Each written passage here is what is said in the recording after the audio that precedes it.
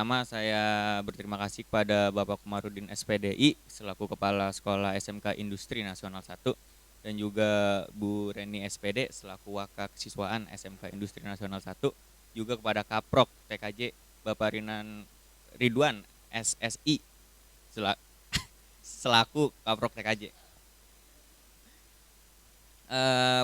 Pertama-tama mungkin ada yang belum tahu saya Novel Maulana. Kebetulan Kaprok Farmasi nggak bisa hadir, yaitu Pak Bagio SPD. Beliau berhalangan hadir, jadinya saya gantikan. Nama saya Novel Maulana. Status saya masih sebagai mahasiswa di di Fakultas Kesehatan jurusan S1 Farmasi. Untuk yang farmasi berapa orang ini yang hadir? 1, 2, 3, 4, 5, 6. Ya, 6, 7. Mantap. Sebelumnya kalian kan masuk farmasi nih. Kebayang nggak maksudnya? Saya mau ngapain sih di farmasi itu? Farmasi itu apa sih? Ada yang tahu? Belajarnya ngapain farmasi? Ya pasti rata-rata orang-orang tahu farmasi itu obat. Tapi nggak sepenuhnya farmasi itu obat.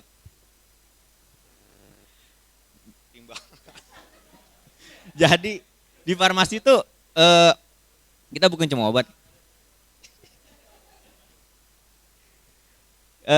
Ada mapel mata pelajaran yang namanya farmakologi. Nah itu farmakologi itu kita belajar tentang bagaimana nasib suatu obat di dalam tubuh kita. Pasti kalian pernah minum obat kan semuanya? Belum. Hebat. Nah nggak mungkin kan kalian minum obat tiba-tiba seketika langsung sembuh.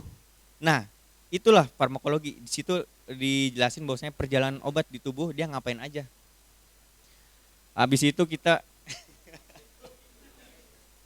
jadi maksudnya obatnya keserap sama sel apa dan berjalan kemana. Kan obat itu ada yang diserap di usus halus dan ada yang serap di lambung.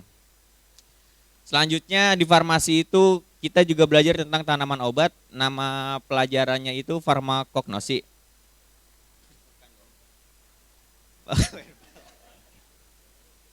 Jadi farmakognosi itu kita belajar tentang apa isi kandungan dalam tumbuhan ini. Contoh jahe. Kita tahu jahe. Iya, bahasa Inggrisnya. Jahe itu dia biasanya buat sebagai bumbu dapur kan?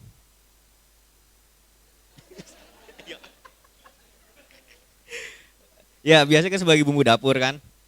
Tapi kalau kita lihat dari sisi farmasinya, dia itu mengandung zat yang bernama zingiberis.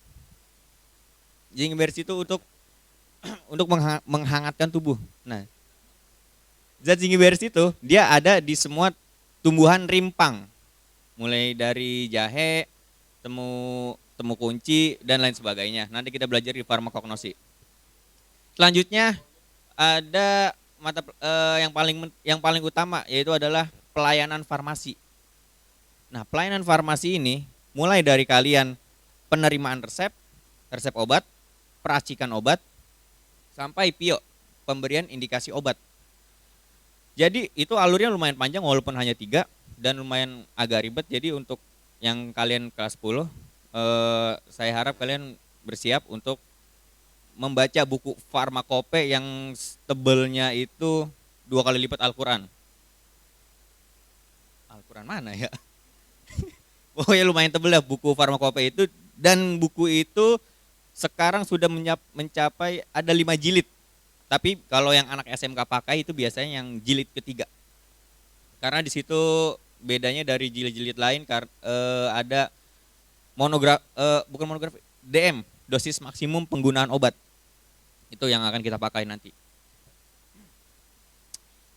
Selanjutnya kita akan belajar K3LH, keselamatan kerja lingkungan hidup.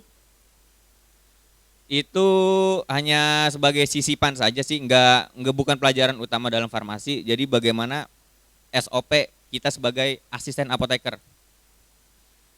Nah, untuk kedepannya, khusus yang farmasi, kalian akan menghadapi yang namanya Ujikom LSP, Lembaga Sertifikasi Profesi, yang bertujuan untuk melegalitaskan kalian sebagai asisten apoteker di rumah sakit maupun di apotik. Ujian itu diselenggarakan oleh kita di sekolah sendiri. Kebetulan alhamdulillah kita sudah 2 kali melakukan ujikom di sekolah sendiri. Selanjutnya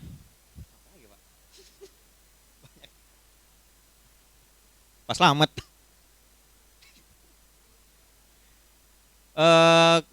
Kemungkinan itu saja yang ada di farmasi. Saya tidak bisa berbicara banyak-banyak karena karena saya bukan kaprok. Ya, saya cukupkan. Sekian dan terima kasih. Ya, ada yang mau nanya seputar farmasi? Ayo, sebelum pusing membaca buku farmakope. Nah, ya seperti kayak Parinan tadi, kalian silakan bertanya ke saya. Nanti di kelas nggak di kelas 3, nggak di kelas 3 saja, dari kelas 1 pun saya sudah mulai bertanya banyak kepada kalian. Jadi ada yang mau nanya?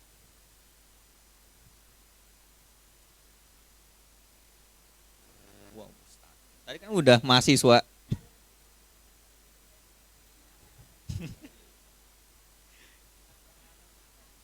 Anak mencit. Ya, ada yang mau nanya? Tidur merem. Ya, gimana, ada yang mau nanya seputar farmasi? Obat buang. Ayo, silakan nanya, nggak apa-apa.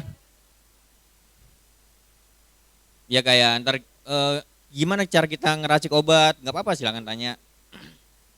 Atau gimana kita ntar membaca buku farmakope yang setebal itu, tanya, silakan, nggak apa-apa.